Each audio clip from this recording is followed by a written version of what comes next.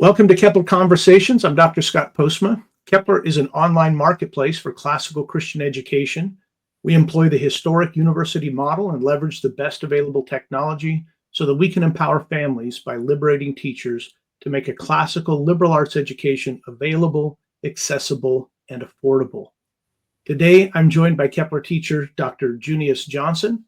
Dr. Johnson is an independent scholar, teacher, musician, and writer. He earned a PhD and MPhil, both in theology, an MPhil in medieval studies, and a Master of Arts in Religion, all from Yale University. He is currently the executive director of Junius Johnson Academics and an anchor teacher at Kepler Education, through which he offers innovative courses designed to heighten students' sense of the wonder and mystery of the world that we inhabit. Welcome, Dr. Johnson. Good to have you. Thank you. It's good to be here. I'd like to get started just by talking a little bit about yourself and letting folks get to know you. So besides teaching, what do you love to do? What is your life like? Well, music's a big part of my life. I'm a professional French horn player. And so I spend a lot of time doing that, both just, for fun, playing at my church and that sort of a thing. But I do also play professionally around town. I haven't done as much of that lately. My kids are young. My daughter is 8 years old and my son is 6. And so, rehearsals away in the evenings have not been the best fit for a while, but still getting to get out and play some in this season around town some. Oh, that sounds like a lot of fun. Well, I'm looking at your books. I love your library back there. I'm assuming reading is a part of your life as well, huh? Yeah, I love reading. And especially, when I got married, my wife had this deal where she couldn't go to bed at night. She couldn't fall asleep unless she read for a while first. And I didn't typically do that because I found that when I read, I would get all worked up and I'd get all these thoughts and I have to go write things down and I'd stay up later. So the compromise was, okay, I'll read with you, but I can't read, for work stuff. So I started reading a lot more fantasy, science fiction, young adult fiction, things like that. And that's become one of my favorite times of the day is right before bedtime when I get to go and read that. But we also have now, we've just moved and we have this lovely screened in back porch and I can sit out there and read and hear the birds calling and the hummingbirds come up to the feeder. And it's just a really wonderful place to think about ideas and experience story. I love it. The contemplative life. Well, one of the things that we as classical educators sometimes run into, not everybody, but I'm finding a lot of educators are probably a lot like myself, where I didn't get a classical education and later discovered what I was missing personally. And that gave me a hunger to, further pursue my education and led me into classical Christian education. Could you tell us a little bit about your own education experience? How did were you homeschooled, public school? How did you come into classical education from your own experience? Yeah, I'll be another one of those data points. I did not get a classical education. I had never heard of such a thing. I was a public school kid all the way through.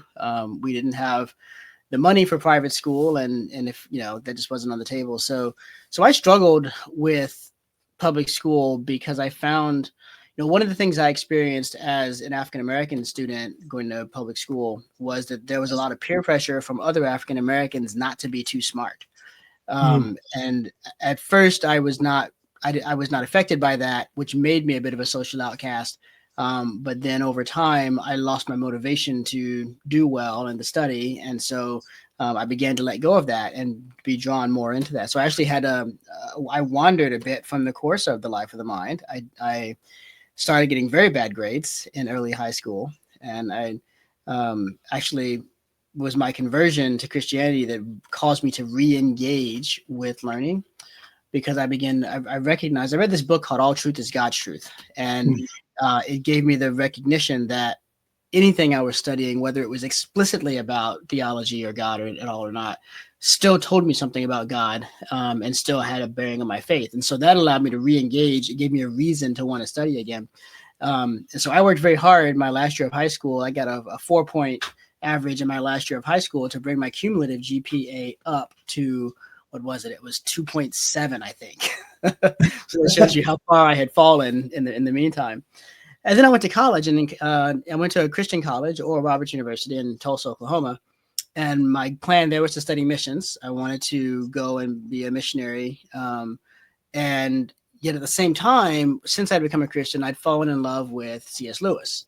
I'd known Lewis since I was really young because of the Chronicles of Narnia, but I began reading his other stuff, and it just consumed me and totally shaped my faith and the way that I saw the world and this sort of a thing. But while Lewis may have written a lot, it's a fairly finite amount if that's kind of all you're reading for a year. And I got to the end of what was available, and everything wasn't even out then that's out now. And so I had this little crisis about what do I read now? There's no more C.S. Lewis to read. And I mean, I think probably people listening to this call could think of all sorts of things to recommend to me, but I didn't know any of those things. And so I had the rather inspired idea, and I mean that in a fairly literal sense, to he was always talking about these books that he had read, and how they had, just sort of very casually referring to things. And then I'd read The Allegory of Love, which is way over my head, and he's quoting books in languages I didn't speak, but still it was C.S. Lewis where I was going to read it. And I thought to myself, well, he loves these books so much, I bet I would like them too. So I started reading Lewis's footnotes. And that's how I got my classical education, was by reading C.S. Lewis's footnotes in college, not for class, but just in the gaps in between class and when I had to do my homework and things like that. But that gave me this vision for how cool and useful classical and medieval learning was. And so I was off and running after that. I love that you said that, because what's really funny, I have a very similar story in that I was trying to figure out what do I read next as I was reading different things. It wasn't just directly C.S. Lewis, but as I was reading. And so I started looking at footnotes in the bibliography, like who are they citing? How are they getting there? And then I only came to discover later on, like, that's how you do good research, right? Yeah, that's right. I just kind of stumbled, like, I don't know what to do. So let me go read what they were reading, and maybe that'll help me understand this better. So it's wonderful to hear you say that. Well, you have obviously a very successful academic institution yourself, and I'm really interested to hear what brought you to Kepler and your relationship there. Can you talk about that a little bit? Yeah. I remember the first time I met you was at a CRC summer conference. I want to say it was 2021, maybe something like that. And Kristen Rudd introduced me to you. And she asked you a question that was a question I had too, which was, if I'm already doing this independent educator thing and it's going well, why should I join Kepler? And I didn't realize what the answer to that question was until I think a couple of years later. And it's basically to do with this. I feel very good about what I'm doing. I think that I have done a lot of hard work, and by the grace of God, I've been privileged to study with some really amazing people in some pretty cool places. So I have a lot to share. And I've been teaching for over 25 years, and I've got a good feel for how to make bridges to students and help students get excited about what they're doing and whatnot. So I feel really good about the product. But how do I get in front of people? How do I get people to recognize that that's there?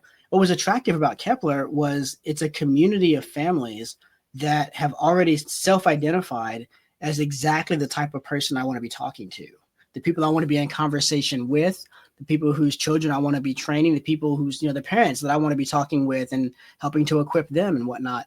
And they not only are exactly the right audience, and they've not only self-identified that way, they've taken the step of becoming part of a community where they can meet other like-minded families, where they can have quick and vetted access to teachers that are going to instruct their children along with their values and that sort of a thing.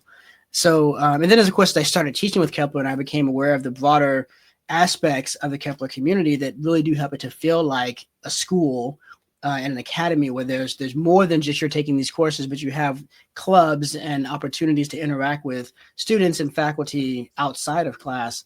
That was just very attractive to me, because that's really what I was missing as I was out there on my own doing this. No, that's awesome to hear that. I love the community aspect of Kepler, and I love that we have good quality teachers that are, by their own rights, successful educators and researchers and writers. And so we're really thankful to have you as a part of the Kepler community.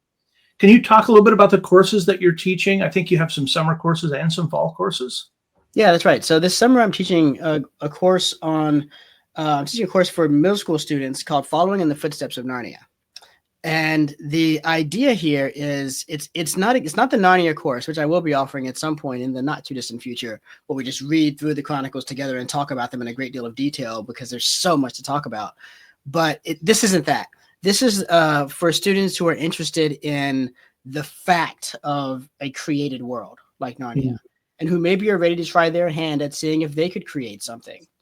And so what we're going to do is it's going to be a workshop in how to build a fictional world and begin to lay the groundwork for stories in a fictional world using Narnia as a blueprint. And so that's why I say following in the footsteps of Narnia. We'll look at different aspects of world building, like what's your geography? How much time do you need to put into geography, and what role does that play in your stories? Look at what Lewis did with Narnia and all the bits of geography we learned about Narnia through the time. What is your what have you got to do with your history of your world? You know, we need to know what's going on so you can understand how we got to where we are when your story begins. What types of people and creatures are you going to find there? Right. It's all kind of encapsulated in what Lucy says when she comes back from the wardrobe the first time, and she goes to her siblings and she says, "Guys, there's a magical land. There's a land. It's called Narnia. There's a faun. There's a witch. Come and see." She tries to tell them about the place and about the magic and about the people, and she realizes you just got to get in here.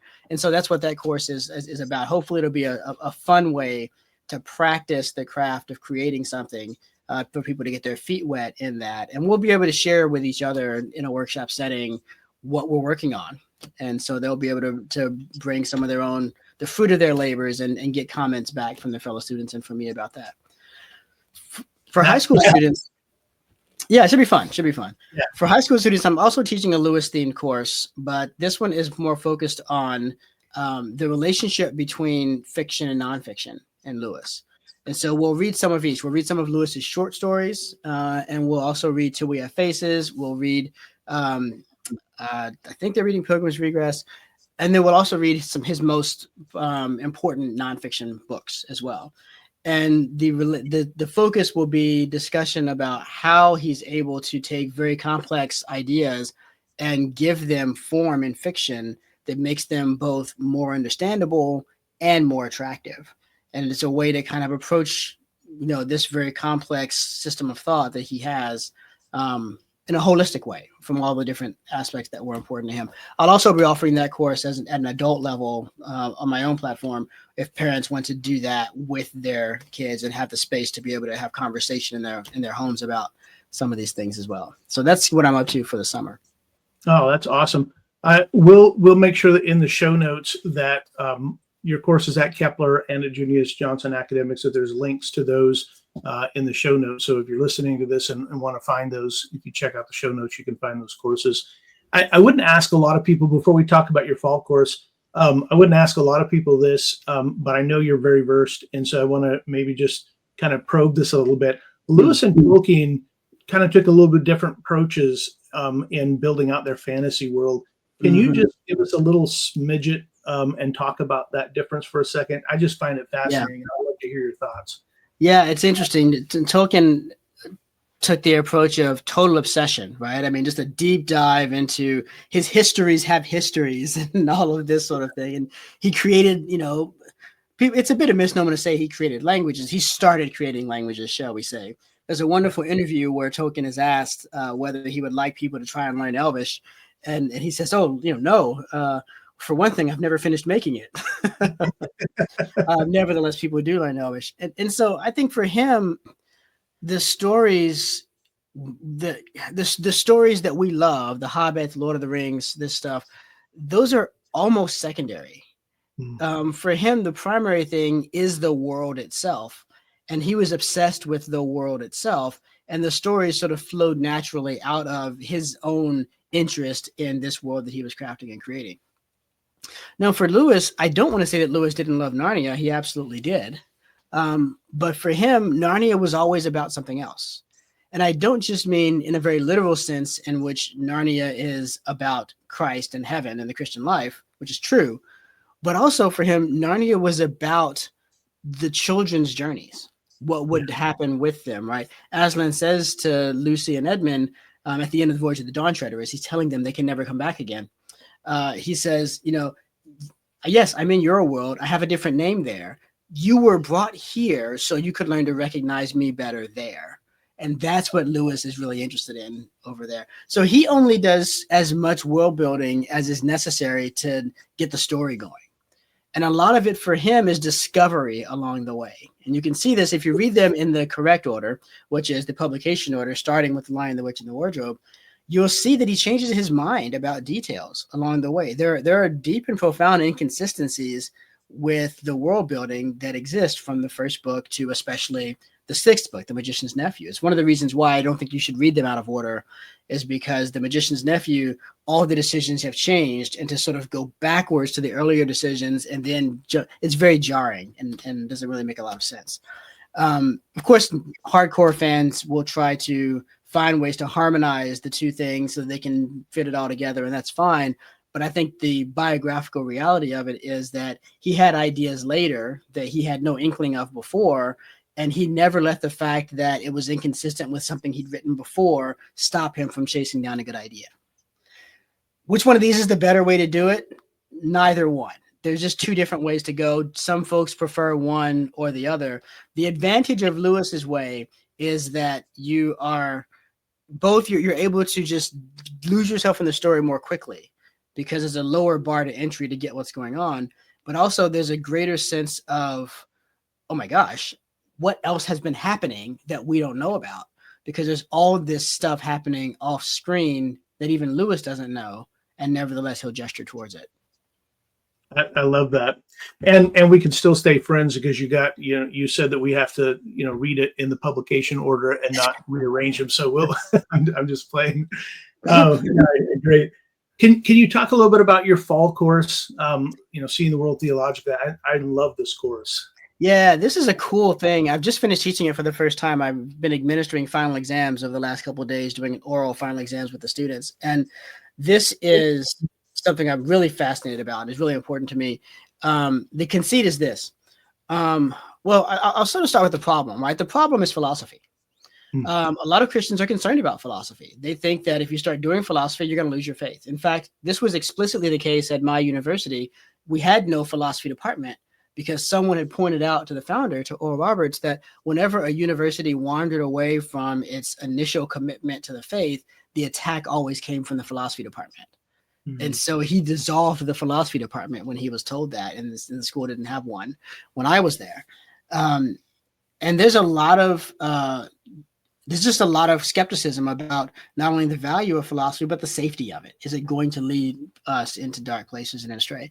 And then, of course, as our high school students graduate and they go to college, especially, not everyone is going to go to a New College Franklin or Hildegard or wherever else.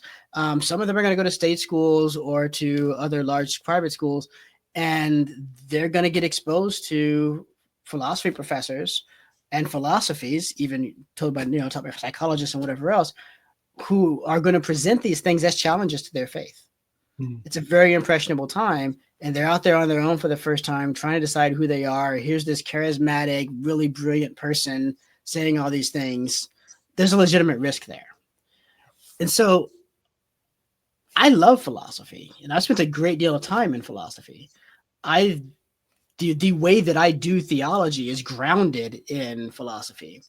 And so I have a passion for helping people to see that philosophy is not the enemy, but we have to understand what it's actually for, what it does do and what it doesn't do, or rather what it does well and what it doesn't do well. And I think that I could sum it up very simply this way. Philosophy is really good at raising questions. And it raises important and urgent questions. When Socrates says that the unexamined life is not livable for man, what he means is a life in which these questions have never arisen. Why is there something rather than nothing? What types of things are there? What are things for? Right? All of that kind of stuff. But philosophy is not well suited to answer its own questions, because the answers to those questions are not easily and completely read off of the world as it is in this fallen state that we have it in. It's theology which receives divine revelation. Theology isn't divine revelation. It's human reflection on divine revelation. But theology receives and is working from divine revelation. And so it's in a better position to answer the questions that philosophy raises. So my goal for the course was to teach students this relationship and help them practice getting good at it by asking a question, reading a philosopher who raises that question, why is there something rather than nothing, Leibniz, and then reading a theologian who responds to that same question, or the scriptures. And in this case, why is there something rather than nothing? We read the first couple of chapters of the book of Genesis. And so we have a week where we talk about the philosopher, and they're not allowed to bring in the theological answer. They have to really sit with the philosophy for a second. I have a skeptic that I use that I put on the persona of, and who's called George. And George is always there to make sure they really stick with the philosophical, what can philosophy really show? But then the next week, we're going to come back and treat that same question from the standpoint of theology and see how theology brings resources to answer the quandaries we were left with at the end of the philosophical discussion. We do that all through the year. It's a full year course. We treat metaphysics, we treat ethics, and then at the very end, we do a little unit on apologetics, where we read some of the great skeptics of the faith, Julian the Apostate, Bertrand Russell, and then we read responses to those Christian responses to those skeptical remarks. It's been quite a journey this past year to see the students, to see them develop in their subtlety and their ability to respond to things.